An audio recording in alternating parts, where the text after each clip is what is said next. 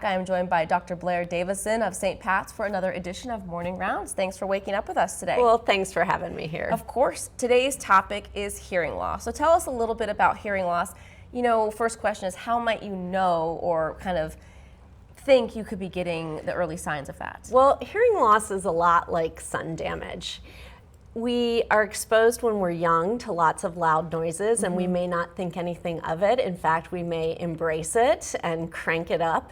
And then by the time we realize we've caused a problem, it's a little bit too late. So hearing loss is age-related, but it's also related to exposure. So as I was saying, more exposure to more loud things can hasten hearing loss. What kinds of problems can it cause? Well, that's obviously you can't hear as well, but the bigger problem is that it can be painful. So you can have a ringing in your ears that can be quite painful, and then you can have problems even when you're in the quiet, so not just around loud noises.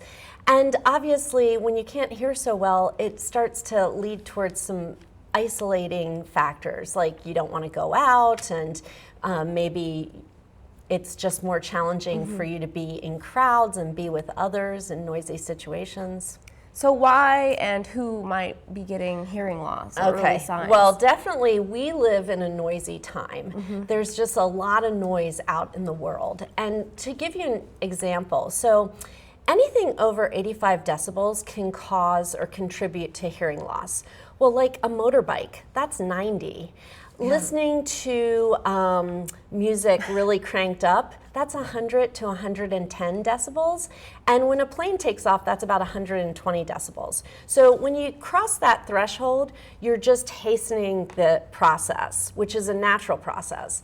So a lot of people are exposed. Obviously, some workplaces have more exposure. And then usually you have provisions for that, like earplugs, headphones, use those. Then there's a lot of exposure. This is summer concert season, right? And we are so lucky to have great music, but take it easy. So this is gonna sound kooky, but at a concert, you probably need to take a break and go to someplace less noisy. Or really a great idea is to get the earplugs that are made for musicians so they don't distort the sound, they just lower the volume. The other thing is help the young people around you have safe listening practices. So if you see that your kid has always got their headphones in, that's not so great. You want to take a break every hour for 5 minutes from your headphones.